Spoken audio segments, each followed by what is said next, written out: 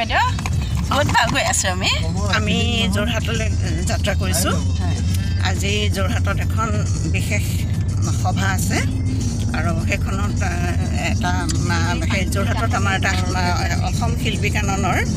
এটা শাখা তাত হ'ব আৰু ইতিমধ্যে হৈছে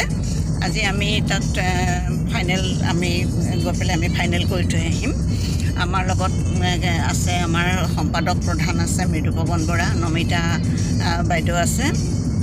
আৰু দীপামণি আছে আৰু আছে ৰানু আৰু আছে দিলীপ দাস আৰু মোৰ লগতে আছে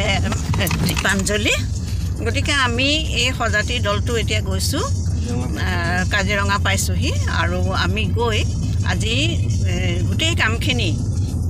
সম্পূৰ্ণভাৱে আৰু সফলতাৰে কৰিব পাৰিম বুলি আশা ৰাখিছোঁ আৰু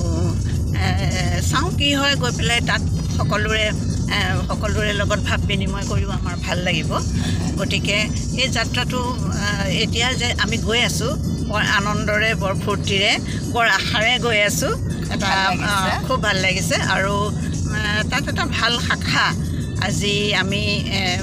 ফাইনেল কৰি থৈ আহিম বুলি আমি আশা ৰাখিছোঁ আৰু তেওঁলোকৰ পৰা আমি যথেষ্ট মানে উপকৃত হোৱাকৈ বা ফলপ্ৰসূ হোৱাকৈ আমি তেখেতসকলৰ পৰা আমি তেখেতসকলৰ কৰ্ম যি নিষ্ঠা সেই কৰ্মনিষ্ঠাৰে সকলোখিনি আমি আশা কৰিছোঁ আৰু তেওঁলোকৰ যি সেই কৰ্মনিষ্ঠা তেওঁলোকৰ কৰ্মপন্থা সেয়াই আমাৰ অসম শিল্পী কাননকো বলিষ্ঠ কৰিব বুলি আমি আশাবাদী আৰু ভগৱানৰ ওচৰত প্ৰাৰ্থনা কৰিছোঁ তাকেই আৰু এইখিনিকে কৈ মই মোৰ চমু কথাখিনি মই সামৰিছোঁ ঠিক আছে আমি এতিয়া ক'ৰ পৰা আহি আছোঁ আপুনি কোন জেগাত আছিলে মই নগাঁও হৈবৰগাঁৱৰ পৰা আহি আছোঁ হয় তাৰপিছত মই বেবেজীয়া নামটো দীপামণি হাজৰিকা আকৌ এতিয়া ৰাণু বাইদেউ কওকচোন মই নগাঁও মোৰ ৰাণুপ্ৰভা দাস আমি যোৰহাটৰ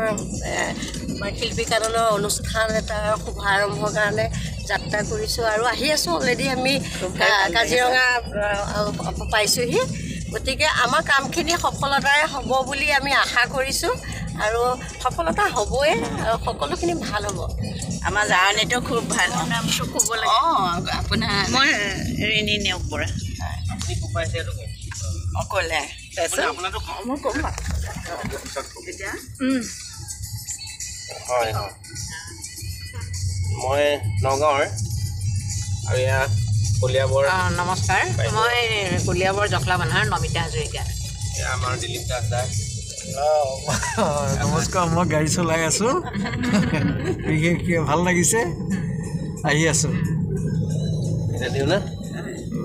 খুব ভাল লাগিছে মই হোজাইৰে চিনি পাইছে আপোনালোকে এতিয়া আমাৰ একেলগে জাৰ্ণিটো কৰি আমাৰ বহুত ভাল লাগিছে আমাৰ এনেকৈ হৈ থাকিব গোটেই অসমতে